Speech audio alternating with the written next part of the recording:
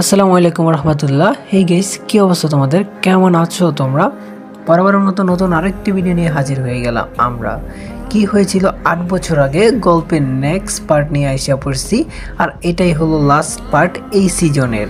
তো চলুন বেশি দেরি না করে শুরু করা যাক। আর হ্যাঁ, সবাই ভিডিওটি লাইক কমেন্ট শেয়ার এন্ড যারা চ্যানেলে নতুন আছেন তারা চ্যানেলটি এখনই সাবস্ক্রাইব করে দেন। অর্ণব সহ বাকি লোকগুলা সামনে আসতেই মাইশা লক্ষ্য করলো তার পাশে থাকা আয়নাতে কারো প্রতিচ্ছবি দেখা যাচ্ছে, কিন্তু তার চেহারা দেখা যাচ্ছে না। মাইশা চারদিকে দেখলো, তার চারপাশে লোকজন, তাকে নিয়ে মোট 12 জন আছে, কিন্তু আয়নাতে কাকে দেখা যাচ্ছে, সে কে? মাইশা তখন একটা আওয়াজ শুনতে পেল, তুমি চিন্তা কইরো না, সবকিছু ঠিক হয়ে যাবে। তখন ঘরের মধ্যে অনেক বাতাস বইতে শুরু করলো। মাইশা ভাবতে লাগলো, ঘরের দরজা জানালা সবকিছুই তো বন্ধ, তাহলে এত বাতাস কোথা থেকে আসছে? এখানে তো কোনো ফ্যানও চলছে না, তাহলে এটা কিভাবে সম্ভব? মাইশা বই পেতে শুরু করলো। একটা অদ্ভুত হাসি তার কানে ভেসে আসলো। হাসিতে বলা হচ্ছে, তুমি চিন্তা কইরো না, সবকিছু ঠিক হয়ে যাবে। তখন একে একে সবাই মাটিতে লুটিয়ে পড়ছে, তাদের চিৎকারে যেন আকাশ পাতাল ভারী হয়ে গেছে। তখন আবারও কেউ বলল, তুমি নিরাপদ। এই বলে সামনে থাকা আয়নার ভিতরের ছায়াটি যেন মিলিয়ে গেল। মাইশা চারদিকে খুঁজে কিন্তু কাউকেই দেখতে পেল না। মাইশা অনেকক্ষণ খোঁজার কারণে ক্লান্ত হয়ে পড়ে, আর সে ভাবতে থাকে, সে কে যে আমার সামনে না এসে আমাকে রক্ষা করলো? এসব ভাবছে, হঠাৎই মাটিতে লুটিয়ে পড়ল আর অজ্ঞান হয়ে যায়। যখন তার চোখ খুলে তখন সে দেখতে পেল সে তার বাসার ছাদে পড়ে আছে, কিন্তু সে তো এখানে ছিল না। তাহলে তাকে কে এখানে নিয়ে এসেছে? অন্যদিকে এখনো মনে হয় সাইমন আমার জন্য অপেক্ষা করছে। তার মাথাটা যেন প্রচন্ড ব্যথা করছে, মনে হচ্ছে তার সাথে অনেক কিছুই হয়ে গেছে। মাইশা তার কাছে থাকা মোবাইলটা বের করলো, কিন্তু অদ্ভুত বিষয় হচ্ছে মোবাইলটা বন্ধ। কিন্তু সে তো যাবার আগে মোবাইলটা ফুল চার্জ করে নিয়ে গেছিল, তাই আর দেরি না করে রুমে যাই। মোবাইলটা চার্জে লাগিয়ে সাইমনের নাম্বারে কল করতে থাকে। প্রথমে তো কেউ রিসিভ করলো না, কিছুক্ষণ পর তার ফোনটা কেউ রিসিভ করলো, কিন্তু এটা তো সাইমনের কণ্ঠ না। তখন মাইশা বলল, আপনি কে বলছেন? আর সাইমনের ফোন আপনার কাছে কেন? তখন ওই পাশ থেকে বলল, আমি সাজ্জাদ, আপনি একটু হসপিটালে আসতে পারবেন? মাইশা বলল, কেন, সাইমনের কি হয়েছে? সাজ্জাদ বলল, তা আসলেই আপনি বুঝতে পারবেন। মাইশা আর দেরি না করে সাজ্জাদের দেওয়া ঠিকানায় চলে গেল, কিন্তু তার মন বলছে অনেক খারাপ কিছু হয়ে গেছে। তখন সে গিয়ে যা দেখলো তা দেখে যেন নিজের চোখকে বিশ্বাস করতে পারছে না। একটা সাদা কাপড়ে কাউকে মুড়িয়ে রাখা হয়েছে, পাশে সবাই কান্না করছে, অনেক লোক জড়ো হয়েছে। কিন্তু সবচেয়ে অদ্ভুত বিষয় হচ্ছে একজন বৃদ্ধ লোক, সে যেন আনবনে মাইশার দিকে তাকিয়ে আছে। তখন মাইশাকে আসতে দেখেই বলল, তুমি কি মাইশা? তখন মাইশা বলল, হ্যাঁ আমি মাইশা, আপনি কিভাবে আমাকে চিনেন? তখন বৃদ্ধ লোকটা বলল, সাইমন তোমার কথা অনেক কইছিল, তাহলে তুমি সেই মাইশা? বাহ, অনেক সুন্দর, আমার সাইমনের পছন্দ আছে বলতে হবে। মাইশা বলল, আপনি এভাবে কথা বলছেন কেন? সাইমন কোথায়? তখন বুড়ো লোকটি আঙ্গুল দেখিয়ে বলল, দেখো আমার পাগলটা কত সুন্দর করে ঘুমাচ্ছে। মাইশা যেন একটা চিৎকার দিয়ে সাইমনের কাছে গেল, গিয়ে দেখলো সাইমনের মুখে যেন হাসি ফুটে আছে, তার চোখ দুটো বন্ধ, অনেক নাড়ালো, কিন্তু সে নড়ছে না, কথাও বলছে না। বন্ধুরা, 1xBet এর সম্পর্কে বলতে চাই, যেটি বর্তমানে বিশ্বের অন্যতম জনপ্রিয় বিশ্বস্ত অনলাইন বুকমেকার প্ল্যাটফর্ম। আপনারা হয়তো এর নাম আগেও শুনছেন, কিন্তু লাভজনক হতে পারে। এখানে আপনারা পেয়ে যাবেন এন্টারটেনমেন্ট, লাইভ করার সুযোগ এবং টান টান উত্তেজনা এবং দ্রুত আয় করার সুযোগ। কিছু ছোট কৌশল অবলম্বন করলে 500 টাকা ডিপোজিট করে খুব সহজে 50,000 টাকা জিতে নেন। তাহলে আর দেরি কেন, কমেন্ট বক্সে থাকা লিঙ্ক থেকে চলে যান 1xBet এ রেজিস্ট্রেশন করে মাত্র 500 টাকা ডিপোজিট করুন। মনে রাখবেন, 500 টাকার বেশি করবেন না, কমও না বেশিও না। আর অবশ্যই রেজিস্ট্রেশন করার সময় আমাদের প্রোমো কোড MS কার্টুন ব্যবহার করুন। আর এটার উপার্জনিত অর্থ আপনি সহজে তুলে নেন বিকাশ এবং নগদের মাধ্যমে। তো আর দেরি না করে এখনই চলে যাও আর এনজয় করতে থাকো। মাইশা চিৎকার করে বলতে লাগলো, এই কি হয়েছে তোমার? তুমি কথা বলছো না কেন? তখন লোকটা একটু অট্ট হাসি দিয়ে বলল, জানো আমার পাগলটা অনেক দিন ধরে ঘুমায় না, আজ ও অনেক শান্তিতে ঘুমাচ্ছে। তখন মাইশা বলল, এই আপনি কি পাগল? কেউ এভাবে কথা বলে? দেখেন না আমার সাইমন কথা বলছে না। সাজ্জাদ আর ওরা বলল, এই মশাই আপনি কেন এভাবে কথা বলছেন, আর আপনি কে? তখন বৃদ্ধ লোকটা বলল, আমি ওকে লালন পালন করে বড় করছি। ও যখন ছোট ছিল তখন আমি তাকে পাই, সে রাস্তার মধ্যে ছিল, কিন্তু দেখতে দেখতে সে অনেক বড় হয়েছে। জানো, ওর জীবনে অনেক কষ্ট, যা একটা সাধারণ মানুষের জীবনে থাকলে সে হয়তো বাঁচার আক্ষেপ রাখতো না। ছোটবেলায় তার ফ্যামিলিকে হারাইছে, অনেক কষ্টে সে বড় হয়েছে। তার কাহিনী জানলে তোমরা সবাই অবাক হয়ে যাবে। তাহলে কি শুনতে চাও তার সাথে কি হয়েছিল সাইমনের জীবনে? তো সেটা সাইমন হয়েই না হয় আপনাদেরকে বলি। আমি তখন অনেক ছোট ছিলাম, প্রায় আমার বয়স 8 বছরের কাছাকাছি।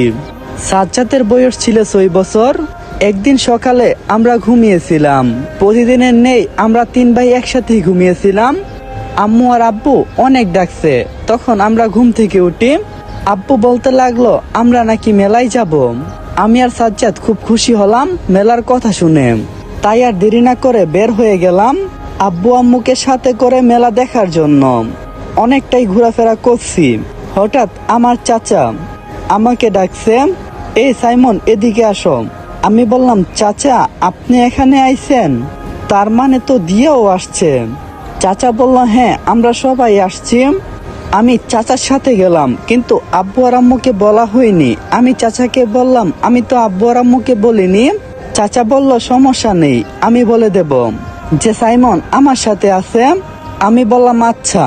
তারপর আমি চাচার সাথে ঘুরতেছিলাম, কিন্তু আমার মনে ছিল না যে চাচা আমার সাথে এই কাজটা করবে, কারণ চাচা আমাকে বিক্রি করে দিয়েছিল। জানি না তিনি সেটা কি জন্য করছে আর কেনই বা করেছিল, তা আপনারা গল্পে বুঝতে পারবেন। মেলার মধ্যে হাঁটাহাঁটি করছি চাচার সঙ্গে, হঠাৎ চাচা কোথাও যেন উধাও হয়ে গেল, আর ঠিক পিছনে কয়েকটা লোক এসে হাজির হলো আমার। আমি বললাম, আমার চাচাকে দেখছেন? লোকগুলো বলল, না দেখি নাই। তখন সঙ্গে থাকা আরেকটা লোক তাকে যেন কি ইঙ্গিত দিল আর বলল, আসো আসো আসো, তোমার চাচা ওই দিকে গেছে। আমিও তার পিছু পিছু যেতে লাগলাম, কিন্তু হঠাৎ ওনারা আমাকে একটা গুডাউনে নিয়ে আসেন। আমি কোনো কিছুই বুঝে উঠতে পারছি না যে ওনারা কেন আমাকে এখানে নিয়ে এসেছে। কিছুক্ষণ পর একজন লোক এসে হাজির হয়, তাকে দেখে আমি চমকে যাই, কারণ সে আর কেউ না, আমার চাচা। চাচা এসে ওদের সাথে কথা বলছে। আমি দৌড়ে চাচার কাছে যাচ্ছি, তখন একজন লোক আমাকে ধরে ফেললো আর বলল, এই পিচ্চি কোথায় যাচ্ছ, এদিকে আসো। আমি বললাম, না না আমাকে ছাড়েন, আমি আমার চাচার কাছে যাব। লোকটা বলল, এখন তার কাছে যাওয়া লাগবে না। আমি বললাম, কেন আপনারা আমাকে ধরে রাখছেন? আমার চাচা ওইখানে, আমি চাচার কাছে যাব। আমি কান্না করতে লাগলাম, কিন্তু লোকগুলো আমার কথা শুনছে না। হঠাৎ চাচাকে ওই লোকগুলো কিছু একটা দিল, চাচা সেটা পকেটে নিয়ে সেখান থেকে চলে গেল। আমি এত করে ডাকলাম, কিন্তু চাচা আমার কোনো কথা শুনলো না। তখন একটা লোক আমাকে বলল, আজ থেকে তোমার কাজ হচ্ছে মানুষের পকেট থেকে টাকা এনে আমাদেরকে দেওয়া। আমি প্রথমে মানা করে দিই, কিন্তু তারা আমাকে খাবার দেয় না আজ 3 দিন যাবত। আমি কান্না করছি আর বলছি, প্লিজ আপনারা আমার সাথে এগুলা কইরেন না, আমি তো জানি না যে কিভাবে কি করতে হবে। তখন একটা লোক আমাকে দেখিয়ে বলল, তুমি আজকে থেকে শাওনের সাথে যাবে। আমি বললাম, শাওনকে? লোকটা বলল, গেলেই দেখতে পারবে।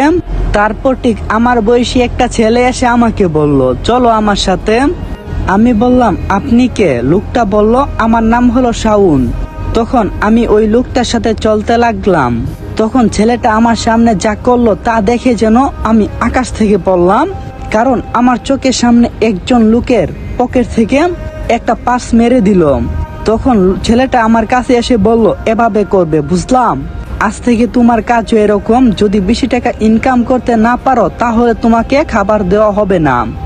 আমি বললাম, আপনিও তো আমার বয়সী, প্লিজ একটু দয়া করেন আমার উপর, আমি এগুলো করতে পারবো না। আমি প্রথমত ছেলেটাকে অনেক সহজ সরল ভাবছিলাম, কিন্তু ছেলেটা যে তাদের মতোই আমি তা বুঝতে পারিনি। ছেলেটা এসে সবগুলো ওই লোকগুলাকে বলে দেই। তখন ওই লোকগুলো আমাকে রড দিয়ে আঘাত করে আর আমি মাটিতে লুটিয়ে পড়ি। একটুও মায়া দয়া নেই ওদের ভিতরে। পানির পিপাসায় আমি কাতরাচ্ছি আর পানি পানি বলছি, কিন্তু কেউ আমার মুখে এক ফুঁটাও পানি দিচ্ছে না। পরের দিন সকালে আমি যখন শাওনের সাথে বের হলাম, কারণ তাছাড়া আমার হাতে কোনো অপশন ছিল না, তখন আমিও তাদের মতো কাজ করতে শুরু করলাম 1 থেকে 2 দিন। এসব কাজ করার পর হঠাৎ আমার মনে হলো আমাকে এখান থেকে পালাতে হবে। এটা কোনো জীবন না, নতুন জীবন শুরু করতে হবে। তখন আমি শাওনের চোখ ফাঁকি দিয়ে সেখান থেকে চলে আসি। কিন্তু আমি কোথায় যাব কোনো কিছু ভেবে উঠতে পারছি না, কারণ আমার কাছে তো 1 টাকাও নেই। আর এখানে অনেক মানুষ, কারণ এটা হলো রেলওয়ে। এখানে বসে বসে কান্না করছি। হঠাৎ একজন বুড়ো ব্যক্তি এসে আমার পাশে বসলো আর আমাকে বলতে লাগলো, এই ছেলে এখানে বসে আসো কেন, আর এখানে কান্না করছো কেন, তোমার আব্বু আর আম্মু কোথায়? আমি বললাম আমি। লোকটা বলল, বুঝছি তুমি এতিম, তোমার কেউ নাই, তুমি পথ শিশু, ঠিক না? আমি বললাম, না আঙ্কেল, আমার সব কিছুই ছিল, কিন্তু আমি তাদেরকে হারিয়ে ফেলছি। লোকটা বলল, তাদের নাম কি তুমি জানো? কিন্তু আমার ঠিক মনে পড়ছে না। এই কয়দিনে আমি কিভাবে তাদের নাম ভুলতে পারলাম? হয়তোবা রোডের আঘাতের কারণে আমি সবকিছু প্রায় ভুলে গেছি। আমি আমার সঠিক পরিচয় তাকে দিতে পারিনি। তখন লোকটা বলল, আমার সাথে যাবে? আমি বললাম, না আঙ্কেল, আমি এর আগেও একটা আঙ্কেলের সাথে গিয়েছিলাম, কিন্তু ওই আঙ্কেলটা আমাকে নিয়ে বেঁচে দিছিল, আমাকে দিয়ে অনেক খারাপ খারাপ কাজ করাইছে, আমি আপনার সাথে যাব না। লোকটা বলল, ভয় পেও না, তোমার মতো হাজারো শিশু আমার নিয়ন্ত্রণে আছে। আমি বললাম, আপনিও কি এসব কাজ করেন? লোকটা বলল, না, আমি একটা এতিমখানা চালাই, তুমি চাইলে সেখানে যেতে পারো। আমিও কোনো কিছু উপায় না পেয়ে বললাম, আচ্ছা। তারপর আমি ওই লোকটার সাথে যেতে শুরু করলাম। লোকটা আমাকে একটা এতিমখানার মধ্যে নিয়ে গেল। সেখানে প্রথম আমার অনেক কষ্ট হয়েছিল, কিন্তু প্রতিদিন একই খাবার খেতে খেতে অভ্যাস হয়ে যায়, তাই সবকিছু অ্যাডজাস্ট করে নিয়েছি। আমার অনেক শখ ছিল লেখাপড়া করার, কিন্তু আমার লেখাপড়ার খরচকে চালাবে। তখন লোকটা বলল, তুমি যদি এতিমখানার মধ্যে টুকটাক কাজ করো তাহলে তুমি লেখাপড়া করতে পারবে। তারপর আমি ওই লোকটার সাথে তাল মিলিয়ে বললাম, আচ্ছা ঠিক আছে আঙ্কেল। এরপর থেকে আমি কাজের ফাঁকে ফাঁকে লেখাপড়া করি আর কাজের টাকা দিয়ে লেখাপড়ার খরচ চালাই। কিন্তু দেখতে দেখতে 2টা বছর কেটে গেল, কোন দিক দিয়ে তা বুঝে উঠতে পারলাম না। এখন আমি প্রায় 10 বছরের হয়ে গেছি। আর বুড়ো লোকটারও তেমন শরীর ভালো না। লোকটা এখন আমাকে বলে, তুমি আমার ছেলের মতোই, বুঝছো? আমি মনে মনে বললাম, ছেলের মতো, কিন্তু ছেলে না। আমি বললাম, জি আঙ্কেল। লোকটা বলল, আজ থেকে তুমি এসব দায়িত্ব নেবে, সব এতিমদের মুখে খাবার তুলে দিবে, তোমার যা কিছু লাগবে সব তুমি রহমতকে বলবে, রহমত তোমাকে সব ব্যাপারে সাহায্য করবে। আমি বললাম, আচ্ছা, তাহলে এখন আপনাদেরকে বলি রহমতকে। রহমত হলো সেই ব্যক্তিটি যে সাইমনের সব বিপদে তার পাশে থাকে। আর রহমতের ছোটবেলা থেকে অনেক শখ ছিল সে জুকার হবে, কারণ সে নানান ধরনের খেলা দেখানোর জন্য উস্তাদ ছিল। একদিন যখন সে পথের মধ্যে খেলা দেখাচ্ছিল, তখন তাকে সুলাইমান চাচা পাইল। সুলাইমান চাচা হলো ওই বুড়ো ব্যক্তিটার নাম। সুলাইমান চাচা তাকে এখানে নিয়ে আসে আর তাকেও আমার মতো লালন পালন করতে থাকে, যেমন বাকি সব ছেলেদেরকে করছে। দেখতে দেখতে আরো কয়েকটা বছর কেটে গেল। আমি এখন ইন্টার 1ম ইয়ারে পড়ি, আর বর্তমানে এখন আমি ফ্রিল্যান্সিও করি, যার কারণে টাকা পয়সা বর্তমানে অনেক আছে। আর এখন হয়তো আপনারা ভাবছেন, সাইমন এত ভালো, তাহলে ও কেন মাস্তান হলো? তা আপনারা গল্পের সাথেই থাকেন, বুঝতে পারবেন। কারণ সাইমনের ছোটবেলা থেকেই সংকল্প যে সে তাদেরকে ছাড়বে না যাদের জন্য সে পরিবার থেকে ভিন্ন। কিন্তু সে অনেক কষ্টও মনে করতে পারছে না যে তার সাথে ঠিক সেই দিন কি হয়েছিল। যতটুকু সে মনে করতে পারছিল সবটুকুই সুলাইমান চাচাকে বলছিল। একদিন সকালবেলা ঘুম থেকে উঠে দেখে সময় প্রায় 10টা বেজে গেছে। তখন আমি মনে মনে ভাবলাম, আজকে তো স্পেশাল ক্লাস ছিল, তার মানে কি আমি স্পেশাল ক্লাসটা করতে পারবো না? তাড়াতাড়ি ফ্রেশ হয়ে নিলাম আর কোনো খাবার না খেয়ে রিক্সা করে চলে গেলাম কলেজের উদ্দেশ্যে। গেট দিয়ে যেই না প্রবেশ করব, কলেজ গেট দিয়ে প্রবেশ করে দেখি কয়েকজন ছেলে আর মেয়ে মিলে একজনকে রেগিং করছে। তা দেখে আমি চুপচাপ সেখান থেকে চলে যাচ্ছি। তখন কেউ একজন আমাকে বলল, এই ছেলে দাঁড়া। তখন আমি বললাম, যে আমাকে বলছেন? তখন একটা মেয়ে বলল, হ্যাঁ, তোকে ছাড়া তো এখানে কাউকেই দেখছি না। আমি বললাম, হ্যাঁ বলেন। তখন মেয়েটা বলল, তুই কি এখানে নতুন? আমি বললাম, জি, সবে মাত্র ভর্তি হয়েছি। মেয়েটা বলল, এখানে অনেকগুলা রুলস আছে, প্রত্যেক দিন আসার সময় আমাদেরকে সালাম দিয়ে প্রবেশ করবি। আমি মাথা নাড়িয়ে বললাম আচ্ছা। তখন একটা ছেলে বলল, এই ক্ষেত্রার সাথে তুই এভাবে কথা বলছিস কেন? জামা কাপড়ের অবস্থা দেখছস? আমি একটু মুস্কি মুস্কি হাসছি। তখন মেয়েটা বলল, এই তুই হাসছিস কেন? আমি বললাম তেমন কিছু না। তখন মেয়েটা বলল, আমার মুখে মুখে কথা বলিস? এই বলে আমাকে 2 থেকে 3টা থাপ্পড় মারল। আমি তাল সামলাতে না পেরে মেঝেতে পড়ে গেলাম। আর ছেলেগুলো অযথা আমাকে মারতে শুরু করলো। আমি বললাম, আমি তো আপনাদের কথা অমান্য করি নাই, তাহলে কেন আমাকে আঘাত করছেন? তারা অনেকক্ষণ ধরে আমাকে মারলো, কিন্তু অবাক করার বিষয় হচ্ছে কলেজের সবাই হা করে সব দেখছে, কেউ আসছে না। অনেকক্ষণ মারার পর মেয়েটা বলল, এবার ছাড়, না হলে মরে যাবে। আর তোকে যা বলছি তা মনে থাকবে তো? আমি বললাম, জি আপু। এই বলে ক্লাসরুমে চলে আসলাম। সবার পিছনে সিটে বসলাম, কারণ প্রথমের সিটে যখন বসতে আসিলাম তখন কয়েকজন বলল এখানে নাকি কলেজের প্রিন্সিপালের মেয়ে এবং তার বন্ধুরা বসে, তাই আমাকে পিছনে বসতে বলল। আমি তাদের কথা মতো পিছনের সিটে বসলাম। ক্লাস শুরু হতে আর কিছুক্ষণ বাকি। তখন দেখলাম আমাকে যে সকালে মারছিল তারা এই রুমে প্রবেশ করছে। আমি আর তা দেখে অবাক হলাম না, চুপচাপ বসে রইলাম। আর মেয়েটা আমাকে দেখে ফেলে আমার দিকে আঙ্গুল তাক করে বলল, ওই দেখ ক্ষেত্রা আমাদের ক্লাসে। তাহলে এই ক্ষেত্রে আমাদের সাথেই পড়ে? একটা ছেলে বলল। তখন মেয়েটা বলল, মনে হই কারো পা ধরে এখানে ভর্তি হয়েছে। তখন ক্লাসে একজন লোক প্রবেশ করলো।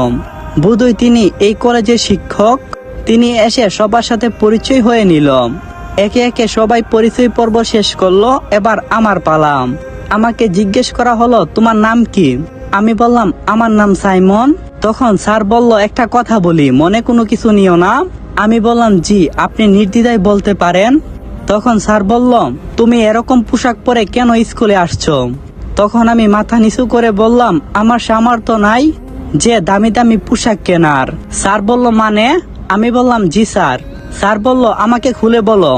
আমি বললাম, এই পৃথিবীতে আমার আপন বলতে কেউ নাই। আমি এতিমখানায় বড় হয়েছি, আর সেখানে কাজ করেই এই কলেজে ভর্তি হয়েছি। তখন স্যার বলল, ও এই ব্যাপার? আমি মাথা নাড়ে বললাম, জি স্যার। স্যার বোধহয় কান্না করে ফেলবে, তার চেহারা দেখে বোঝা যাচ্ছে। মেয়েটাও মাথাটা নিচু করে ফেললো আমার কথা শুনে। তখন স্যার একটা প্রশ্ন করছিল সবার উদ্দেশ্যে, কেউ তার সঠিক উত্তর দিতে পারেনি, শুধু আমি বাদে। তখন অনেকেই হিংসা করছিল। তখন একজন ছেলে আমার পাশে এসে বসলো আর আমার দিকে হাত বাড়িয়ে দিয়ে বলল, আমি হলাম সামি, এই কলেজেই পড়ি, তোমার নাম কি? আমি বললাম, আমি হলাম সাইমন। ছেলেটা বলল, আমরা কি বন্ধু হতে পারি? আমি বললাম, জি, কেন না। তারপর সেখান থেকে ক্লাস করে বাসায় ফিরছি। কলেজের গেটের সামনে যেতেই মেয়েটা আবার আমাকে ডাক দিল। আমি মনে মনে ভাবলাম বোধহয় আমাকে মারবে। আমি কাছে যেতেই বলল, আমার ভুল হয়ে গেছে, আমাকে ক্ষমা করে দিও। আমি বললাম, আপনি কেন ক্ষমা চাচ্ছেন? যদি ক্ষমা পেতে চান তাহলে সকালে যে ছেলেটার গায়ে হাত তুলছিলেন ওই ছেলেটার কাছ থেকেও ক্ষমা চান। আর আপনারা তো প্রতিনিয়ত এসব কাজ করেন। আর এটা হচ্ছে একটা শিক্ষা কেন্দ্র, এখানে মানুষ শিক্ষা অর্জন করার জন্য আসে আর জ্ঞান লাভ করে। আর আপনাদের মতো কিছু মানুষ সেটাকে নেশার জায়গা বানিয়ে ফেলছে। আমি এই বলে সেখান থেকে চলে আসছি, তখন একটা ছেলে এসে সজোরে আমাকে লাথি দিয়ে ফেলে দিল। আর আমাকে বলতে লাগলো, মুখে মুখে এত বড় কথা, ছোট লোকের বাচ্চা। আমি বললাম, ভাই, যা সত্যি আমি তাই বলছি, যদি আপনি আমাকে মেরে ফেলেন তারপরও আমি বলবো। তখন মেয়েটা বলল, ওকে ছেড়ে দে। আমি সেখান থেকে হামাগুড়ি দিয়ে উড়তে উড়তে বাসায় চলে আসছি। আজ অনেক মনে পড়ছে আমার ফ্যামিলির কথা, তাই সুলাইমান চাচার কাছে জিজ্ঞাসা করলাম, চাচা, আমার কি বাবা মা নেই? চাচা বলল, তা তো আমি জানি না, কিন্তু খোঁজ করতে হবে। যদি উপরওয়ালা চাই তাহলে তুমি তাদেরকে একদিন না একদিন পাবে। এই থেকে শুরু হয় আমার কলেজ জীবন। প্রতিদিনের নেই কলেজে যেতে থাকি। এখন মেয়েটার সাথেও অনেক ভালো সম্পর্ক হয়ে গেছে। আরে, আপনাদেরকে তো ওর নাম বলা হলো না। ওর নাম হলো দিয়া। মেয়েটা বেশ সুন্দরী, বলতে গেলে এই কলেজের ক্রাশ। যে কোনো ছেলে এক দেখাতেই তার প্রেমে পাগল হয়ে যাবে। একদিন দিয়া বলল, চলো আমরা একটু ঘুরতে যাব। আমি বললাম, আমার না একটু কাজ আছে, আমি যেতে পারবো না। দিয়া বলল, চলো না। দিয়া একটা রিক্সা ডাক দিল। রিক্সাতে করে দুইজনে যাচ্ছি। হঠাৎ আমি বললাম, কোথায় যাচ্ছি আমরা? দিয়া বলল, গেলেই দেখতে পারবি। এই বলে আমরা একটা শপিং মলের সামনে এসে থামলাম আর আমাকে বলল নামো এখন। আমি বললাম এখানে কেন এসেছেন আর এখানে কি করবেন? দিয়া বলল বেশি কথা না বলে আমার সাথে চলো। দিয়া আমার হাত ধরে আমাকে ভিতরে নিয়ে গেল। আমি জানি না মেয়েটা কিভাবে এত তাড়াতাড়ি এতটা পরিবর্তন হয়ে গেল, তা আমি বুঝতেই পারছি না। মেয়েটা আমাকে শপিং মলের ভিতরে নিয়ে গিয়ে ভালো ভালো কয়েকটা শার্ট আর প্যান্ট আর এক জোড়ো জুতো আর একটা মোবাইল কিনে নিয়ে আমাকে বলল এগুলো তোমার। আমি বললাম আপনি আমার জন্য এত কিছু কেন করতে গেলেন? মেয়েটা বলল বেশি কথা বলো তুমি। আমি কোনো কিছু বুঝিনি। তারপর থেকে ওর সাথে ঠিক আমার অনেক কথা হতো। দিয়া একদিন আমাকে বলল এই তোকে যে ফোনটা দিলাম তুই তো একদিন তোর ফোন নাম্বারটা দিলি না। আমি বললাম তা তো তুমি কখনো আমাকে বলুনি। তারপর দিয়া আমার কাছ থেকে আমার ফোন নাম্বারটা নিল। আজকের মতো ঘোরাফেরা করে বাসায় ফিরলাম। রাতে পড়াশোনা করে খেয়ে ঘুমিয়ে পড়লাম। হঠাৎ ফোনটা বেজে উঠলো। আমি ফোনের দিকে তাকিয়ে দেখি আননোন নাম্বার। তাই প্রথমত কলটা রিসিভ করলাম না। অনেকক্ষণ বাজার পরে কলটা ধরলাম। ওই পাশ থেকে মেইলি কণ্ঠে কেউ বলল এই এতক্ষণ কি করছিলি আর ফোন ধরতে এত লেট হলে কেন? আমি বললাম আসলে আপনি কে? তখন মেয়েটা বলল এখন আমাকে চিনতে পারস নাই, আমি হলাম দিয়া। আমি বললাম হে দিয়া বলো। দিয়া বলল তোকে কি প্রশ্ন করছি? আমি বললাম আমি ঘুমিয়ে পড়ছিলাম, হঠাৎ এই ফোনটা বেজে উঠছে আর আননোন নাম্বার দেখে আমি কলটা প্রথমে রিসিভ করলাম না। অনেকক্ষণ বাজার পরে ধরলাম। তখন দিয়া বলল ভালো কথা, শোন একটা কথা বলার ছিল তোকে। আমি বললাম কি কথা? দিয়া বলল তুই কি কখনো প্রেম করছস? আমি বললাম সেটা আবার কি? তখন দিয়া বলল তুই কোন গ্রহের পানি রে? আমি বললাম কেন পৃথিবীর। দিয়া বলল তুই বেশি কথা বলিস। আমি বললাম এটা তো আমি ছোট থেকেই কই। দিয়া বলল বেশি পেছাল না মেরে যা বলছি তা বল। আমি বললাম হ্যাঁ অনেক আগে, যখন আমি অনেকটাই ছোট ছিলাম, কিন্তু তার নামটা আমার মনে পড়ছে না। দিয়া বলল তার মানে তুই খাওয়া মাল। আমি বললাম ছি তুমি মেয়ে হয়ে কি এসব কথা বলছো দিয়া? দিয়া বলল বাদ দে, এখন কি তার সাথে কথা বলিস? আমি বললাম না। দিয়া বলল যাক এবার বাঁচলাম, কালকে এক জায়গায় ঘুরতে যাব, চলিস আমার সাথে? আমি বললাম ঠিক আছে দিয়া। এই বলে কলটা কেটে দিলাম।